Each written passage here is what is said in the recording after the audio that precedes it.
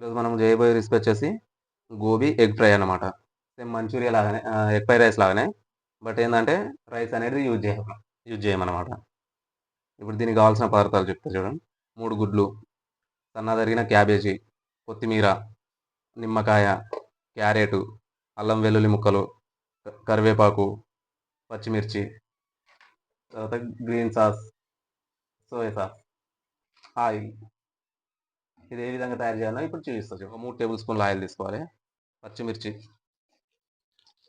అల్లం వెల్లుల్లి ముక్కలు, క్యారెట్ ముక్కలు, కరివేపాకు, 3 గుడ్లు, 3 ఎగ్ పోసినాం కదా. ఈ విధంగా అయిపోయినాక ఇప్పుడు క్యాబేజ్ వేసుకోవాలి చూడు. సాల్ట్, ఉప్పు రుచికి తగినంత, green chilli sauce 1 table spoon, soya sauce 1 table spoon, నిమ్మకాయ,